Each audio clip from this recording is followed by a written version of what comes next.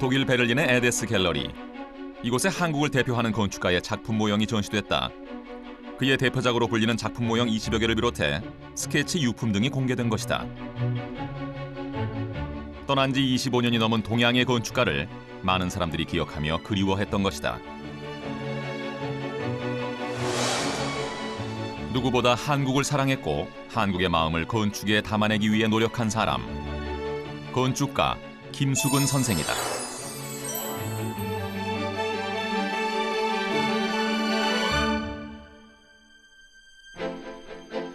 경동교회를 비롯해 아르코 예술극장 등 붉은 벽돌 건물은 김수근 건축의 대표작들이다.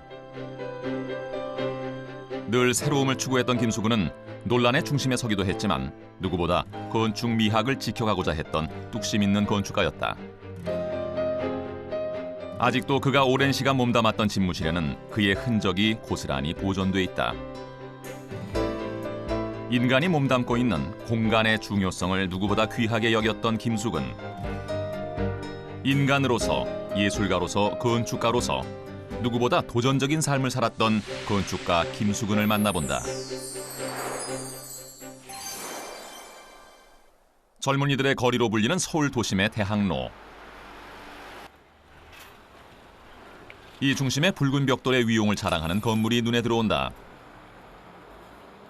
많은 독자를 거느리고 있는 국내 굴지의 출판사 건물이다.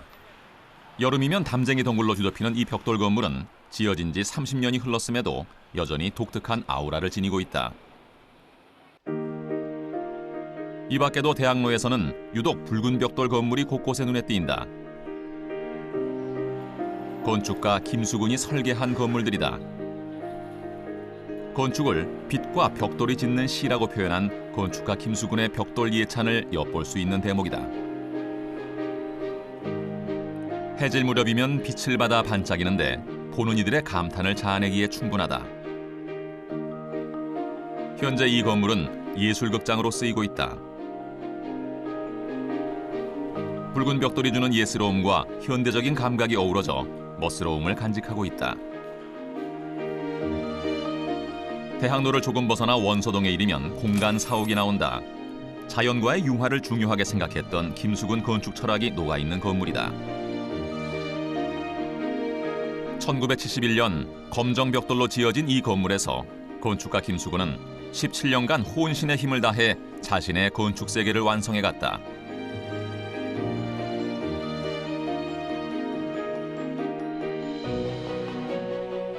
공간 사옥을 감싸고 있는 담쟁이 덩굴에서 인간을 소외시키지 않으려 했던 김수근의 건축 언어를 엿볼 수 있다.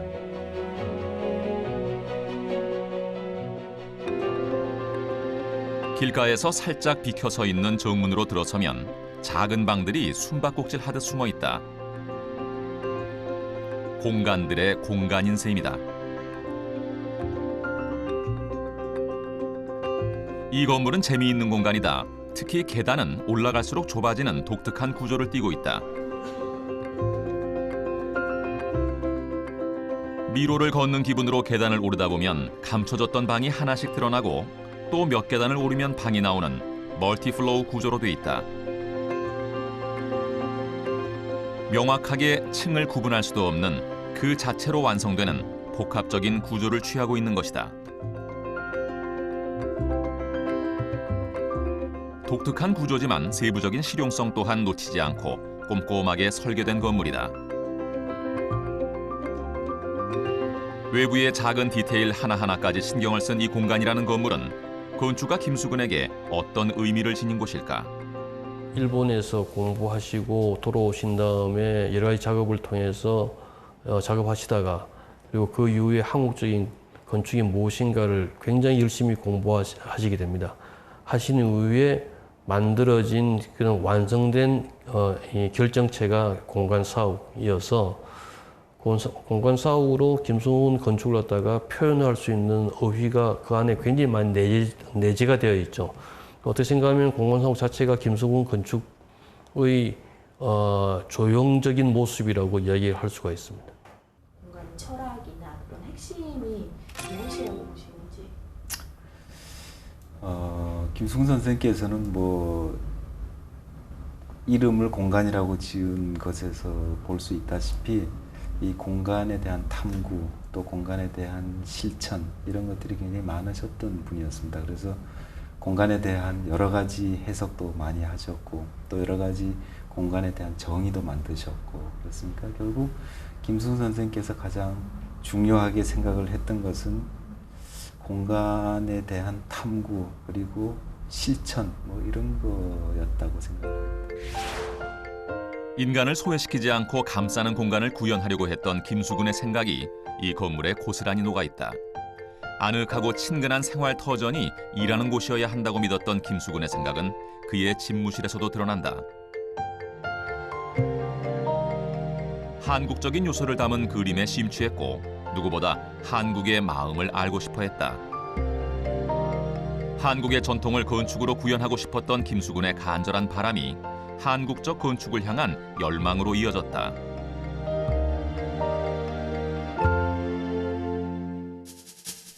그의 건축 인생의 첫 출발은 어땠을까?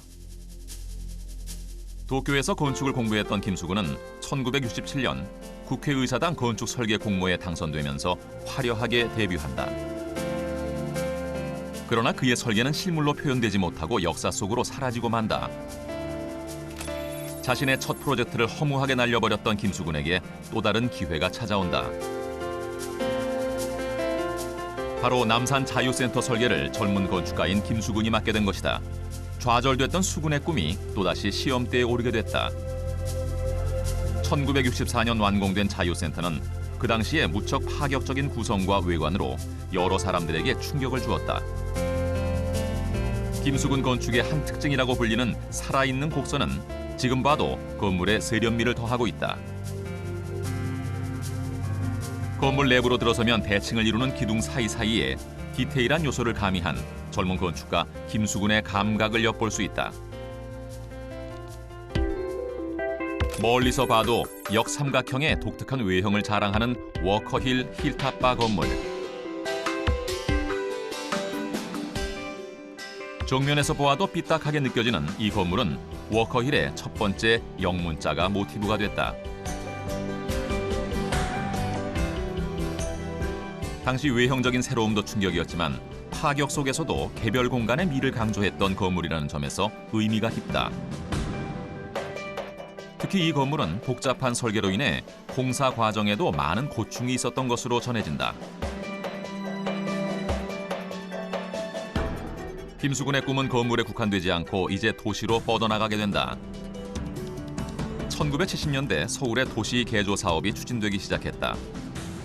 정부 관계자들은 기존의 도심 건물을 버리고 새로운 길을 만들자는 의견을 내놓는데 수근의 생각은 달랐다. 김수근 쌤께서는 가지고 계신 게 뭐 여러 가지 글로도 책으로도 말씀을 하셨는데 나중에는 네가티비즘이라고 하는 단어를 쓰셨죠. 그러니까 우리말로 하면 부정주의라고 그럴까? 그러니까 최소한으로 손댈 것 이런 이야기인데 자연과 이게 싸우지 말고 자연과 건축과의 관계를 갖다 이야기하고 건축과 건축, 건축과 사람, 인간의 관계를 이야기하기 때문에 그 사이에 대지하고 있는 덕목이 윤리입니다. 윤리는 우리 선조들이 만든 방식이었는데 지난 시대에 우리는 경제개발 때문에 윤리를 다 버렸죠. 서양인들을 쫓아오면서 생활 추종하고 있는데 그때 이제 김수근 선생님께서 네가티비즘이란 말을 갖다가 썼다고 하는 것은 다시 우리의 고유한 가치를 갖다가 되새기자고 하는 그런 어떤 대단한 그런 결연한 표현이죠. 조화를 이루는 건축을 지향했던 김수근 선생. 그는 유구한 시간이 빚어낸 전통을 인정하고 보존할 때만이 미래를 창조하는 도시건설이 가능하다고 믿었다. 김수근은 도시계획이라는 큰 프로젝트를 만나면서 건축 인생의 꽃을 피우게 된다. 1965년 김수근은 한국종합기술개발공사의 초대 부사장으로 취임하면서 우리나라 기술 용역업의 대형화 시대를 열었다. 그 후 68년 기술공사의 2대 사장으로 취임했고 김수근은 본격적으로 대규모 국토개발 계획에 참여하게 된다. 국가의 전폭적인 지원 아래 이 땅에 불후의 명작을 심게 된 것이다. 1970년대 경부고속도로 기본계획, 포항제철 임지선정, 여의도 종합개발계획이 모두 그의 주도로 이루어진 대규모 국가 프로젝트들이었다. 특히 여의도 종합계획은 그가 심혈을 기울인 작품으로 우리나라 도시계획 분야에 새로운 장을 열게 된다. 그의 설계는 이후 많은 수정을 거치게 되지만 김수근이 남긴 기념비적 작품임에 틀림없다. 승승장구하던 김수근에게 뜻하지 않은 시련이 닥쳐온다.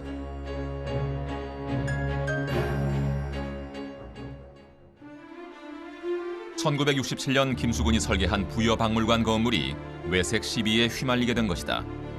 부여박물관의 지붕 모양과 정문이 일본 신사를 연상시킨다는 주장이 제기됐다. 가장 큰 논란이 되었던 것은 부여박물관의 입구. 입구의 문 모양이 일본의 상징인 도리를 닮았다는 비판이 불거진 것이다.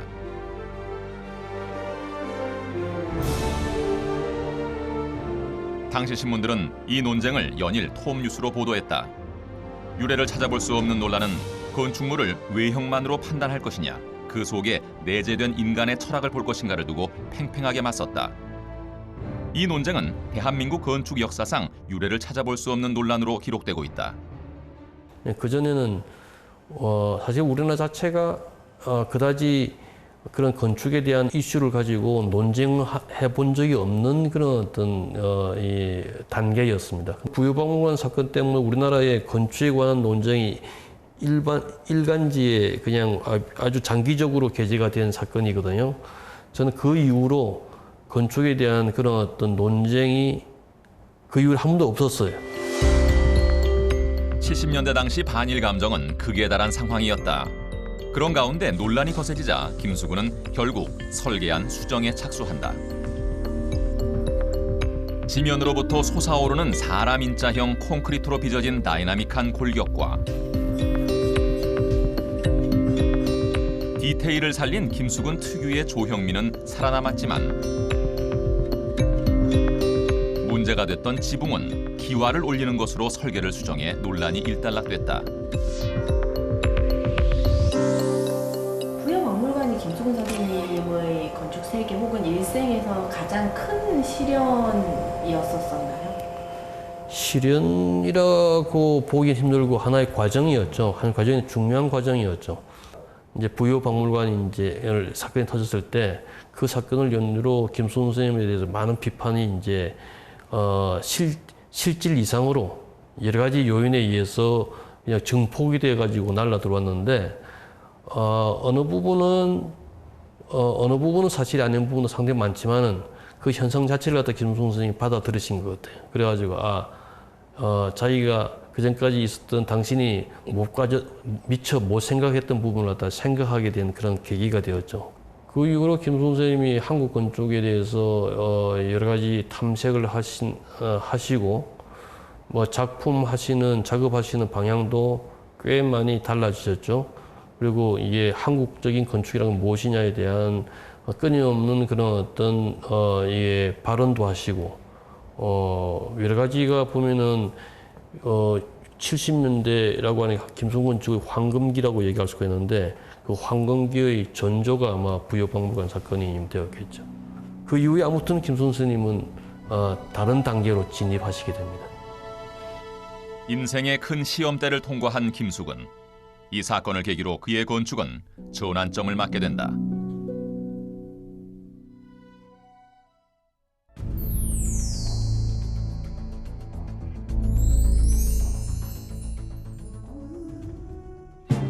한국적인 아름다움을 건축에 담으려는 그의 시도가 시작됐다. 논란의 중심에서 스스로의 건축 철학을 새롭게 정의하게 된 것이다. 오랜 침묵을 깨고 그는 자신의 대표 작품으로 꼽히는 공간 사옥을 세상에 내놓게 된다. 한국적 건축이 가지는 공간과 조형의 본질적인 멋을 구현했다는 평가를 받고 있는 공간 사옥. 그것은 크게 구사옥과 신사옥으로 구분된다.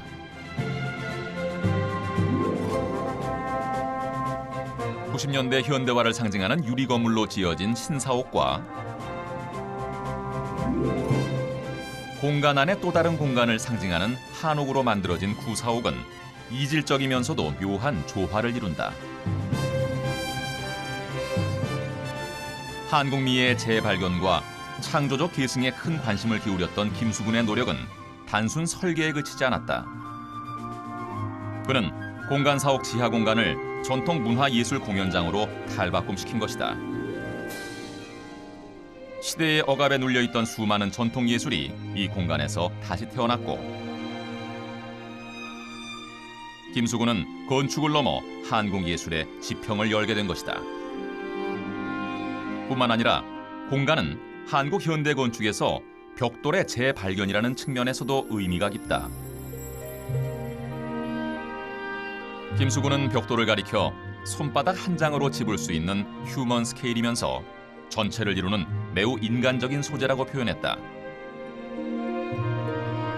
70년대 후반 그는 재료적 결함을 보완한 붉은 벽돌로 개성을 과감하게 드러냈다. 그렇게 탄생한 벽돌 건축은 오랜 세월 도시의 붉은 심장으로 우리 곁에 살아 숨쉬고 있다. 마산 양덕성당 또한 그러한 건물 중 하나다.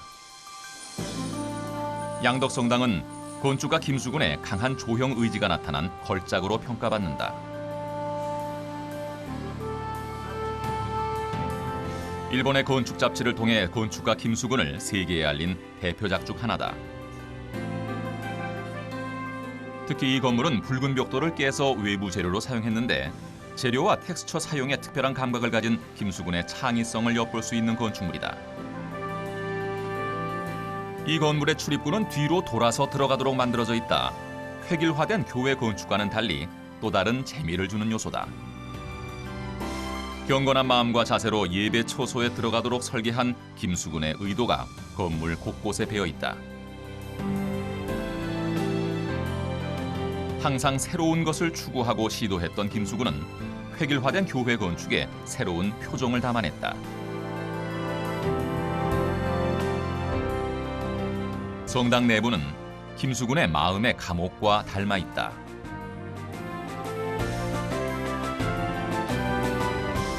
하나씩 쌓아올린 계단은 지친 영혼을 말없이 받아주고 있고, 내용이 없는 죄의 아름다움을 다시 돌아보게 하는 공간을 만들어낸 것이다. 김수근의 또 다른 걸작인 국립청주박물관. 이곳은 1979년 설계에 착수해 87년에 준공된 곳으로서 김수근이 그토록 알고자 했던 한국의 마음이 담겨져 있는 건물이다.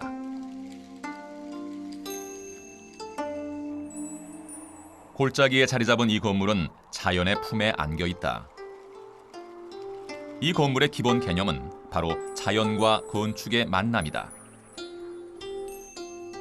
계단 하나, 돌담 하나도 자연과 어우러져 하나의 풍경을 만들어낸다.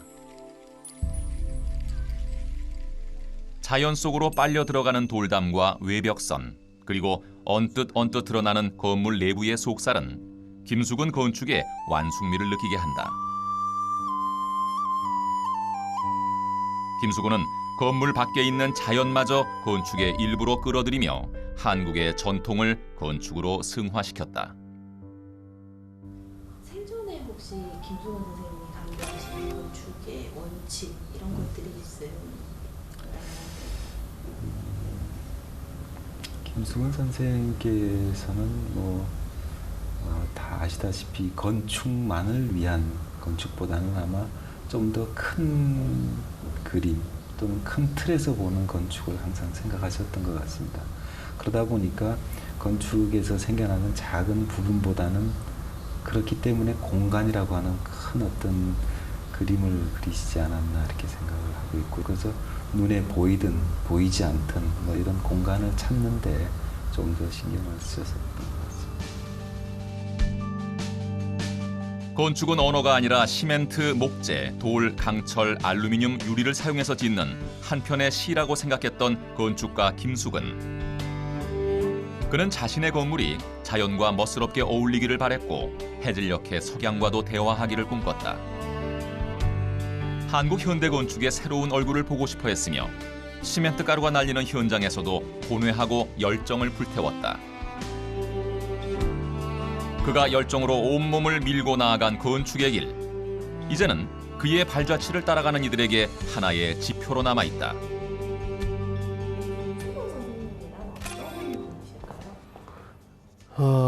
끝내 넘지 못할 벽이죠. 그러니까 넘고 싶었는데 돌아가셨으니 이제 넘을 수가 없죠. 생각해 보십시오. 55세에 돌아가셨습니다. 현재 남아있는 세계 건축의 명작들이 다 따지고 보면은 오르비제라든가 프랭크 로이라이트라든가 루이스 칸이라든가 이런 사람들이 만든 작품들 다 그분들이 60, 70에서 만든 것들이에요. 그 사람들이 만약에 이 55세에 죽었다고 하면은 그런 세계적인 명작이 없습니다. 그럼에도 불구하고 김수원 선생님이 55세에 돌아가시기 전까지 만들어 놓으신 것 보면은 정말 대단하거든요. 그러니까 저는 김수원 선생님에게 견주면은 정말 아직도 한참 갈 길이 멀어요.